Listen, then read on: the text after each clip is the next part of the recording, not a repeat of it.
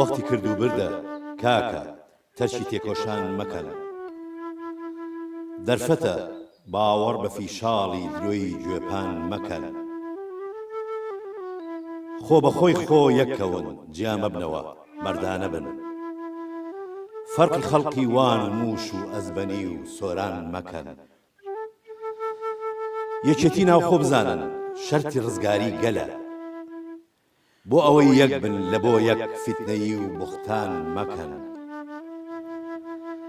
ناحەزی ئێمە خەریکی گێرە شێوێنی گەلن کاکە ئێوە بن و خوا بڕوا بە ناحەستان مەکەن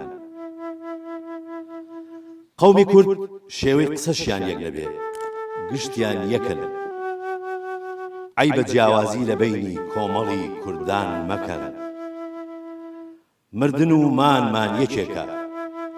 پێکەوە وەک یەک ئەژین فەرقی کوردی ناو عێراق و تورکیا و ئێران مەکەن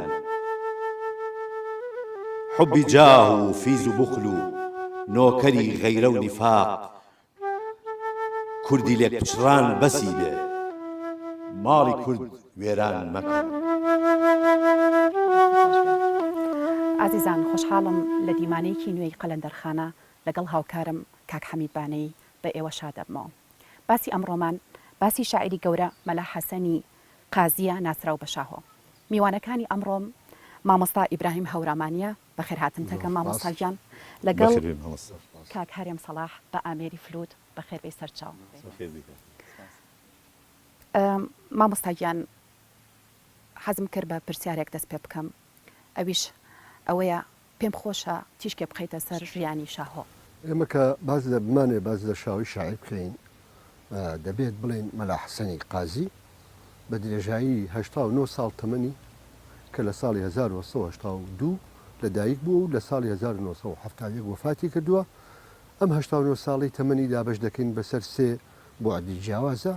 یەک خوێندن دوو کارکردن لەگەڵ ئەدەبیات سێ علم و عرفانی تەسەوفی و دینی شاهۆ بە درێژایی تەمەنی لەم سێ بوارە قاڵ بووە هەمیشە سەرقاڵی خوێندن و معریفەت بووە هەر بۆیە لە دوای ئەوەی لەسەر دەستی باوکی کە با بڵێن مەلا عەبدوڕەحمانی کوڕی مەلاوقاری مەلای گەورەی بیارەیە دەستە دینیەکان تەواوەکە دەچێتە بەغدا و لەوێشەوە دەچێتە ئەستەمبوڵ لەوێ ئاشنایەتی لەگەڵ شێخ عەبدولقادری شەمزینی پیاکە و پەیوەندی دەکا بە حیزبی تەعالی کوردستانەوە دواتر دەگەڕێتەوە لە ساڵی 1922 مەلیک فەیسەڵ دەبینێ مەلیک فەیسەڵ بڕیاری بۆ دەرەکە کە بێتە قازی لە هەڵەبجە زۆربەی تەمەنی بە ئیشی دادگا و قازیگەرێتیەوە بەسەرەبا لە هەڵەبجە و لە چەمچەماڵ و لە هەولێر و کەرکوک و سلێمانی لە بەغداش بەڵێ لە بەغداش لە دادگای تەمیز وەکو نووسەر دەست بەکارە بێت 14 ساڵ تەمەنی ئەخیری پاش خانەنشین بوونی جارەتر مامۆستا مەلا حەسەنی قازی شاهۆ دەگەڕێتەوە نێو حوجرەی ئاینی و دەست دەکاتەوە بە دراساتی دینی و مەوعیزە و بانگخوازی ئاینی مامۆستا مەلا حەسەنی قازی بە درێژایی عمری خۆی لە ئەدەبیاتی کوردیا توانیوێتی با بڵێن دەوڵەمەنانە لە بواری نەتەوە گەرایەتی نیشتیمانی و لە بواری پیا هەڵدان بە سروشت و جوانی ئافرەت لەگەڵ دڵداری و لە مەجای ئاینی شاشعری بە هەر سێ زمانی کوردی و فارسی و تورکی عەربی وتووە بەڵێ ئێمە ئەوەی کە بینین زۆر لە شعرەکانی کە ئەم وەکو پیاوێکی ئاینی بووە بەڵام دیارە وەکو گەلێک لە مەلا منەوەرەکانی زمانی خۆی کاری کردووە کە زۆربیان لەگەڵەوەی کە پیاوی ئاینی بوون کاریان لە گەلێک بواری حکومی و هەندێک زۆر پۆستی حکومی گەورەشیان وەرگرتووە بەڵام لایانی نیشتیمان پەروەری و نەتەوەیی زۆر زاڵە لە شێعرەکانی شاهۆیە بەڵێ گەر ئێمە متابعی دیوانەکەی بکەین بەداخەوە دیوانی شاهۆ کەمترین بەرهەمی شعریمان ئێمە دەستکەوتووە کە لە ڕێی خوا لێ خۆش بوو مامۆستا محەممەد ئەمین کاردۆخیەوە کۆکراوەتەوە زۆربەی شعرەکانی بەپێی قەولی مامۆستا حەمەمین کاردۆخی فەوتاون تا ئێستا نەتوانراوە لە با بڵێن دیوانێکی شایستەیە کۆ بکرێتەوە پاش پەیوەندیکردنی بە شێخ عەبدولقادری شەمزینی مامۆستا شاهۆ کە پەیوەندی دەکا بە ڕێخستنەکانی حیزبی تەعالی کوردستان ئیتر لەوێوە بیری نەتەوایەتی با بڵێن ئینتیمای بۆ نەتەوە بوون زیاتر جۆش دەدرێ و بە درێژایی ئەو تەمەنی کە شعری نەتەوەیشی تاوتووە هەمیشە ڕێنمایی دەرێک بووە بۆ ئەوەی کە پەیامێک بداتە نەتەوەی کورد لە هەر چوار پارچەکەی کوردستان کە هێز لە یەکگرتندایە دەبێ خۆیان لە شەڕی براکوژی و یەکترکوژی و نیفاق هەروەک ئەم شعری بەڵێ وەکو ئەوەی کە جەنابەت لە بدایەتی بەرنامەکە خوێنتەوە ئەو هەمیشە خەمی ئەوە بووە دەبێ کورد وەک نەتەوە یەکدەست بێ یەک بیرکردنەوە بێ یەک ڕۆح بێ بۆ ئەوەی بتوانێت ئامانجی نەتەوایەتی خۆی بەدەست بێ. مامۆستایان هۆکاری چییە کە شاعر زۆر ناسراو نییە لە ناو خەڵکە؟ من پێم وایە یەکێک لە هۆکارە هەرە گرنگەکانی قەڵەمی ئەو ناقیدانەیە ئەو خوێنەرانەیە کە زیاتر گرنگی بە دنیای شعری کلاسیکی ئەیەن کەمتر تاکو ئێستا توانیویانە ئاور لە مەلا حەسەنی قازی شاهۆ بدەنەوە و یەکێکیش لەوانەی کە شاعری ناوبرا و پێ دەچێت کەمتر ئەو بوارەی ڕەخساندی بێ بۆ ئەوەی بکەوێتە بەر دیدی خوێنەران و شکارە ئەدەبیەکانی تر بەڵام ئێمە ناتوانینەوە بڵین پەیوەندیەکانی بەرتەسک بووە زیاتر پەیوەندی بەرفراوانی هەبووە توانیوێتی بە تایبەت زۆر بە تایبەت لەگەڵ ئەحمەد موختار بەجی جاف ئاشنایەتیشی پتە و پیا بکە تا ڕادەیەک وەکو دوو هاوڕێی جددی بەیەکەوە بوون بە پێی ئەو گێڕانەوانەی کە مامۆستا حەمەمین کاردۆخی دەیجێڕێتەوە بە تەنانەت ئەحمەد بەجی موختار جاف زەویەکی نیشتە جێبوونی بۆ دابین کردووە بۆەوەی بکاتە خان و یەکێک لە شاکارە هەرە گرنگەکانی ئەم شاعیرە شعری هیوای پاشە ڕۆژە کە لە ساڵی 1933 ئەگەر بە هەڵانە چوو بم ئەحمەد بەجی موختار جاف ئەم هیوای پاشە ڕۆژە دەنووسێ پێش ئەوەی بڵاوی کاتەوە با بڵین بڵاو لەسەر زارێکی بڵاو ببێتەوە شعرەکە پیشانی شاهۆ دەدا شاهۆ دەیکاتە پێنج خشتێکی و سێبەیتی یەکەمی هی شاهۆیە و دووبەیتی دواتریش کە ئەحمەد موختار دەڵێ دێتە جۆم دەنجێ بە سۆز و شیوەن و گریانەوە هی ئەحمەد موختاری شاعیرە. مامۆستاگیان ئەگەر کاکارێم هاوکارم بێ پێم خۆشە ئەو شعرە بخوێنمەوە. بۆ قسەی بادی هەوا تاکەی ئەکەونا جست و جۆ گوێ قوڵاغن بۆ نەتیجەی وەعدی بێمایە و درۆ کەی ئەبێ باوەڕ بکە عاقڵ بە ئەهدی کینەجۆ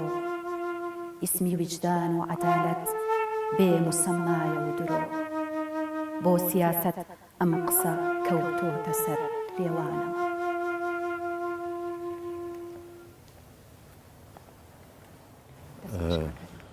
دەستخۆش خەندەخان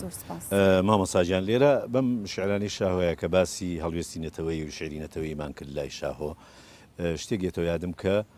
یەکەم شعری کە بڵاو کراوەتەوە نازانم پەیژە ئایا ڕۆژنامە بووە گۆڤار بووە یا چی بووە لە سەردەمی خۆیان ساڵی 1924 یەکەم شعری کە نردوێتی کە ئەڵێ ئەی کوردی ستەمدیدەی مەزڵومی سیاچار واتە شاهۆ هەر سەرەتاکەی بە سەرەتای شعری نەتەوەیی بۆ دەستی پێکردووە. بەڵێ من وەکو پێم وتی پێش حربی عالەمی یەکەم کە ئەو لەگەڵ شێخ جەمیلی خاڵیا شێخ جەمیلی کوڕیشی عومەری زیادینی بیارە کە سەردانی بەغا دەکەن و لەوێ دەچن بۆ ئەستەمبول پەیوەندی دەگرن لەگەڵ حیزبی تەعالی کوردستان زیاتر با بڵێن ئەو ئینتیمای بۆ خاک و بۆ نەتەوە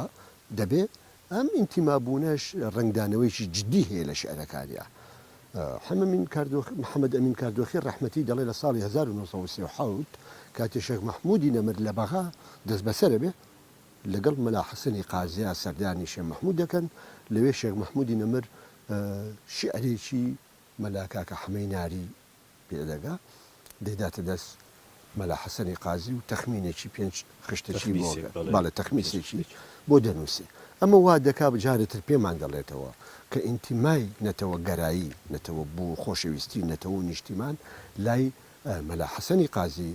شاوی شاعیر پەیامێکی بەردەوام بووە مەسەلەن هەموومێک و غەمێکی دانەبراو بۆ لە ژیانی خۆی ئەمە ژوای لێ کردووە وەکو پێشتریش باسم کرد لە وەڵامی پرسیارەکە شاهۆ هەمیشە خەمی یەک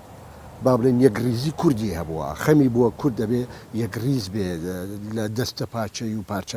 پارچەبوون نەجاتی بێ ئەگەر بەڕێزی شت متابعی و شیعرانت کردی بێ ئەوەت لەلا معلومە خوێنەر ئەوەی لەلا معلوم دەبێ کە یەکێک لە خاصەتەکانی ئەم پیاوە سربەخۆیی با بڵێن نیشتیمانی گەورەی کورد ئاواتی هەمیشەیی بووە. بەڵێ ئەم شاعیر بێگومان هاوچەرخی کۆمەڵێک شاعیر بووە کە ئەو شاعیرانەش هەمویان وەکو هەڵوێستینەتەوەیی بە هەمان شێوی شاهۆ بیریان کردوێتەوە و شعریان نووسیوە لە سەردەمی ئەوە کە باسی ئەحمەد موختار بەجیجاف فکرێ بە هەمان شێوە تەنانەت ئەحمەد موختار بەجیجاف شەهیدیش کراوە یعنی کە بەس شاه و شاعری ژیانیشی لە دەزاوە بەڵێ بورە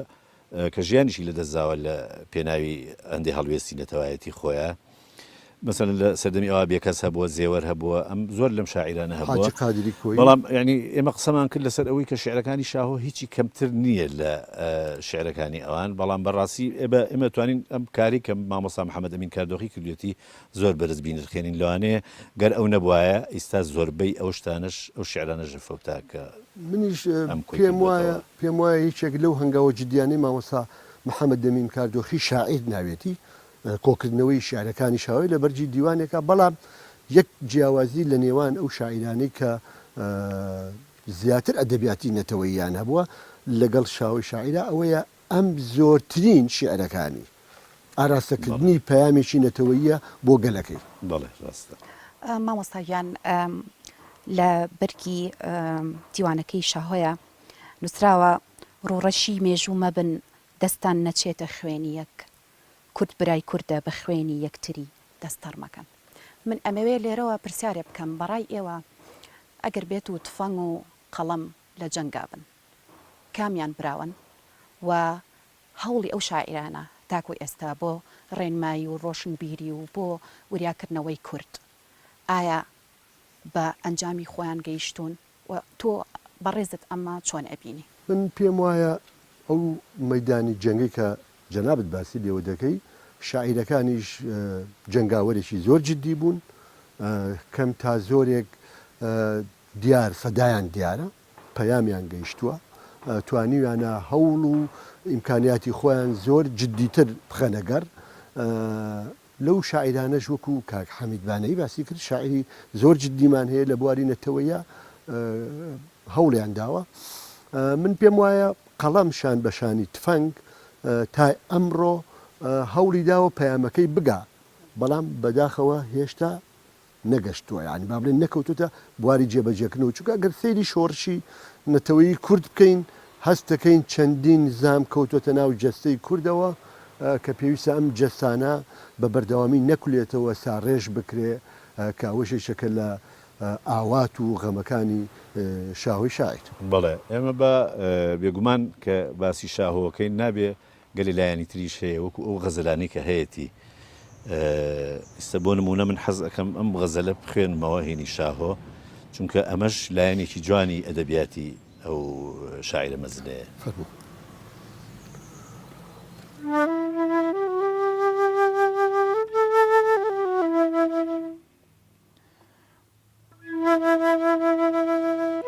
مژدە بێ یاعقوبی دڵ مژدە نیگارم هاتووە مەرهەمی زامی دەرونی پڕ لە خارم هاتووە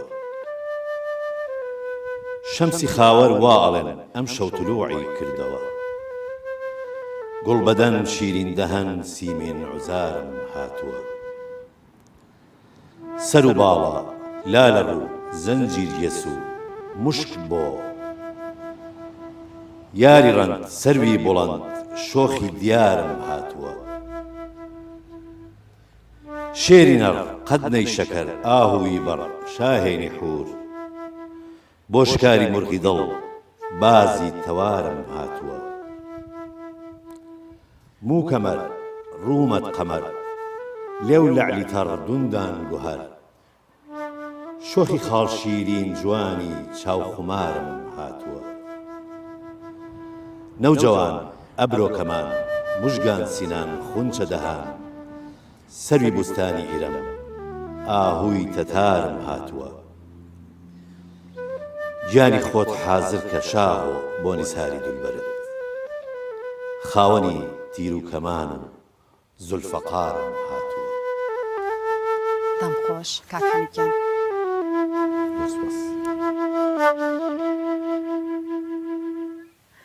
دەستخۆش کاک هەرێمگیان. مامۆستاجانوتم ئەمە بینە سەر ئەم لایەنی کۆمەڵێک غەزەلی زۆر جوانی هەیە، یعنی کە باسی ئەوە ئەەکەین لە سەرەتادا بەڕێز وتە سێ لایەنە ژیانی ئەو لایەنێکیان لایەن ئاینەکەیەتی کە وەکو پیاوێکی ئاینی منەوەر لە کاتی خۆیان ناسراوە، لایەنێکی تریان لایەنە نەتەوایەتەکەیەتی، لایەنیشتر ئەم غەزەلانە و ئەم شعرانەیە کە هەیەی گەلێک شتی جوانی تایە، گەلێک شعری جوانی تایە. ڕەنگە ئەو فەزای نەتەوەگەرایی کە بەسەر شعرەکانی ئەزاڵە بواری ئەوەی نەهێشتوتەوە بۆ ئێمە کە باس لە غەزەل و شعری جوانی دڵداری و ڕۆمانسێتی شعری بکەین لای شاوی شاعر. دەنا شاهۆ زۆر بە سەلیقا بە سێ زمان شعری هۆنیوەتەوە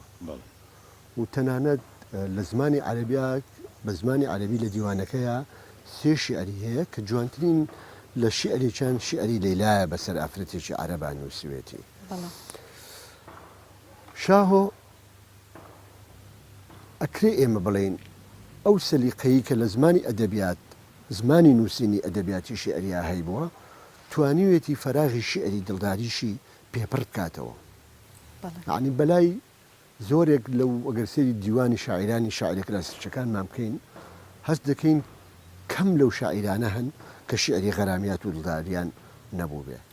بەس ئەم شعرێ لەیلا إني مغرم بغناك وبحسنك المشهود في سيماك. بەڵێ و لەیلا یەکێکە لەو شیعرانی کە لە بەغا بە زمانی عەرەبی نووسوێتی پێم وابێ بە پێی گێڕانەوەی مامۆستا محەممەد ئەمین کاردۆخی شێگای ئەو کچە عەرەبە بووە کە کچێکی سەماکەر بووە بینیوێتی ئەو غەزەلە جوانەی بە زمانی عەرەبی بۆ نووسیوە و حتمما غەزەلەکانی تریشی لە وەصفی سروشتیش و لە وەصفی ژنیشە توانیوێتی هیچی کەمتر نەبێ لەو غەزەلە شیعریانەی کە ئێمە لە ناو ئەدەبی کوردیا شانەزان. بەڵێ من ئەم شعری بۆ نمونە خوێنمەوە ئەمە نەک تەنها هونەری وەکو وەزنی عروس هونەری سەجعیشی تایە، یعنی سەجع و قافیە کە کەم شاعیر هەبووە لەو سەردەما ئەوەنگە زاڵ بێت بەسەر ئەو شێوە نووسینی شعر وەکو سەجع. مەلا حەسەنی قازی یەکێکە لەوانەی کە توانایشی باشی شکاوە بەسەر عروز و سەجع و با بڵێن ڕەوتە شیعریەکانی تری کلاسیک و زۆر بە سەلیقەیەکی وەستاکارانەوە مامەڵی لەگەڵ وشە سازیا کردووە. مامۆستاگیان من حەزەکەم لەو دۆخە غەزەلەیە نەچینە دەرەوە ئەگەر کاک هەرێم هاوکارم بێ حەزەکەم شعرێکی تری غەزەلی شاعیر بخوێنمەوە.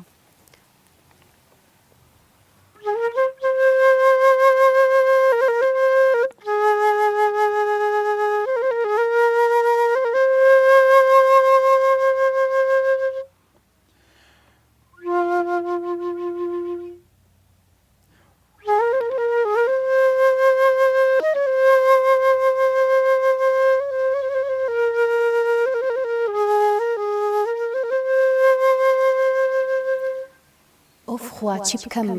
بەدەست ئەم زاڵەمەی دڵبەردەوە ڕۆژ و شەودایم دەناڵم من بە ڕەنگی زەردەوە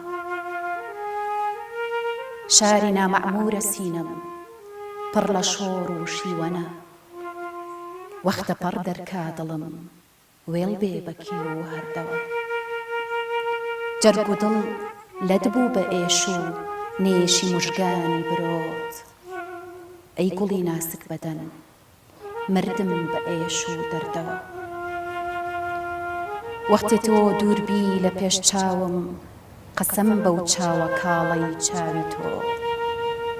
گەه بە واوەیلا و ئەنینم گەه بە ئاهی سەردەوە دڵ بەبێ تۆ گیانەکەم تەسکین و ئارامی نییە دایما هەروە بە فیکری گەردنی بێگەردەوە مانگ و خۆر نوریان لە ڕووی پڕنووری تۆ وەرگرتووە عەکسی عەتر و ناسکی تۆیە بە خونچە و وەردەوە چاوی تۆ بازاری شعلەی مشتری و زوهرەی شکاند بەرق و باقوونی منیگای دیارە لە ژێری پەردەوە منسی ڕۆژ و شەوم عەشق و خەیاڵت وێردی دڵ تۆیش هەمیشە بیر و هۆشت وا بەلای نامەردەوە چۆن لە داخە شایقت نەگری و نەناڵێنێ بەزار تۆ بە کەیف و بەزم و ڕەزمی ئەو بەناڵە و دەردەوە سپاسکە حەمیدکەن ئەم شعرە کۆتاییەکەی بە ناوی شایق هات بەڵێ دیارە وەکو باسەکرێت لە سەرەتاکانی نووسینی شعری شاهۆیە بە نازناوی شایق شعری نووسی وایە شاهۆی شاعیر هەتا بیدایەتی حربی عالەمی دووەمیش بە نازناوی شاهق بەڵێ من دەگەڵ برای بە ڕێزم مامۆسایی و باسێکمان لەسەرەوە کرد ئایا ئەمە شایقە ئەگەر شایقە یانی چی ئەو پێی وابوو شاهق بێ شاهقە شاهقیش یعنی بڵند بڵند بەڵام لە دوای حربی عالەمی دووەمەوە شاهۆ وازی لە نازناوی شاهق هێنا و نازناوی شاهۆی بۆ خۆی اختیار کرد ئەمەش دیارە ئاراستەیەکی ترە هەر بەرە و کوردی بوون و نەتەوەی گۆڕینی زیاتر کەلیمەیەکی وشەیەکی بەکارهێناوە کە مانایەکی کوردی و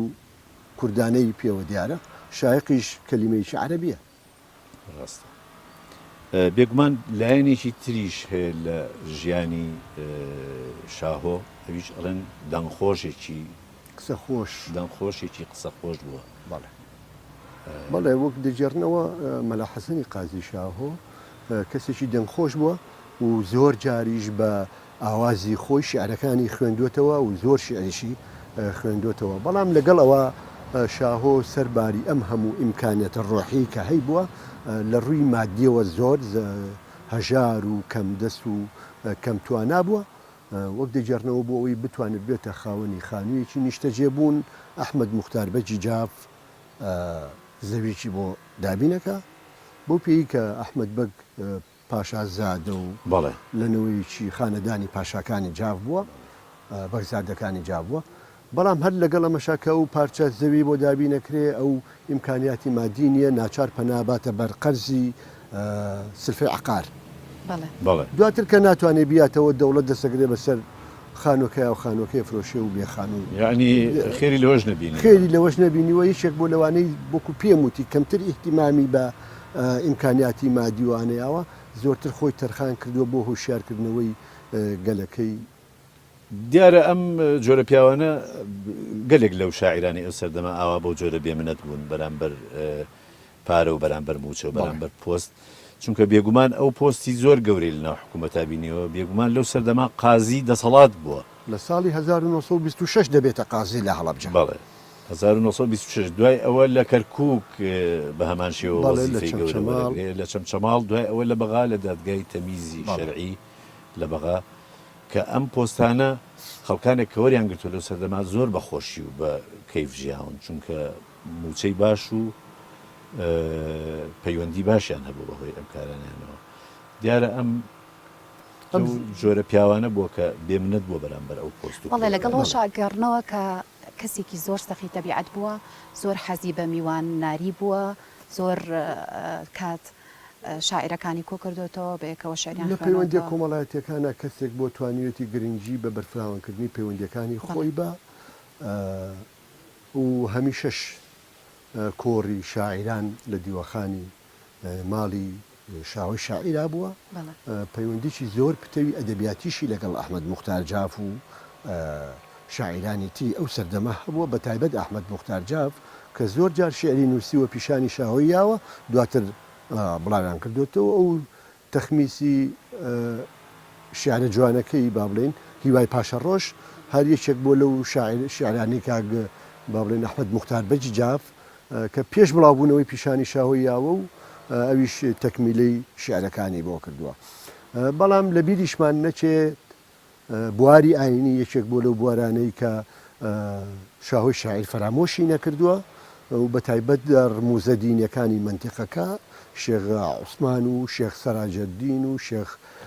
زیادین با بڵێن شێخ عومەری زیادین ئەم شیعری پیا هەڵدانی بەسەرا وتون توانیوێتی لە بۆنە دینەکانی تریشا شعری هەبێ وەکو مەولود و میعراج و حەج و کە زۆرێک لە شعرەکانی لە دیوانەکانیەوە ژووریانی. مامۆستاگیان ئەمەوێ بزانم جوگرافیا کاریگەری چی بۆ لەسەر ئەزمموی ئەدەبی شاعر؟ یەکێک لەو کاریگەریانی کە هەی بووە توانیوێتی گرنگجی خوێندن و خوێندەواری لای شاعر دروستکە هەر گەیشتووە بۆ پایی کە پایی قازێتی وەرگرتووە و لەگەڵ ئەوەشا بە هۆی بنەماڵەکەیەوە کە بنەماڵەیەکی خوێنەوار و دیندار بوون ئەم توانیوێتی پەیوەندیەکانی با بڵێن سەرچاوەکانی وەرگرتنی معریفەی زیاتر بکە ئەرەوەیە دەچێتە بەغا دەچێتە ئەستەمبول لە شارەکانی تر گرنگجیشی زیاتر بۆ علااقاتانەی خۆی دەدا ناکرێ ئێمە دەور و کاریگەری بنەماڵەی شێخ عومەری زیادینی لە مەجای پێگەیاندنی شاهۆی شاعیرە فرامۆش بکەین. زۆر سپاس مامۆستاگیان. لە کۆتایی بەرنمەیە پێم خۆشە دووبارە بەخێرهاتنی مامۆستا ئیبراهیم هەورامانی بکەم. زۆر سپاسی کاک هەرێمەکەم بە ئەمێری فلوت، زۆر سپاسی هاوکارم کە حەمید بانەی یەکەم. ئازیزان سپاسی ئێوەش کە لەگەڵمانە بوون. بە شعرێک کۆتایی بە بەرنمەکە هێنین تا بەرنمەیەکی تر هەرشاد و سەرفراز بن.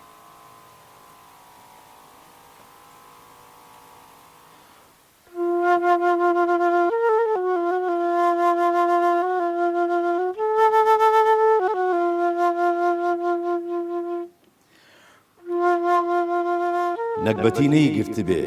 شکری خوا هوشیارە کورد، ساحبی عەقڵی سەلیم و ساحبی ئەفکارە کورد. گەر لەمە و پێش نووسبوون بینێ لە خاوی غەفڵەتە، ئێستا گەر ئینساف بدەن هەستاوە وا بێدارە کورد. خۆ بە ئینساف گەر تەماشاکەن بە چاوی دیقەتێ، هەر ئەوەی عەیبە کە ئەمڕۆ بێکەس و خەمخوارە کورد. خۆ بە نیسبەت جەوهەر و جێگە و مەقام و مڵکەوە، شاهی و شاهنشەهی و شایستە و هەموارە کورد. بێشەکەی خاڵی بووە هەرگیز لە شێر و کەردەگنگ، شێری شێرخۆری تایە مردی جەوهەردارە کورد.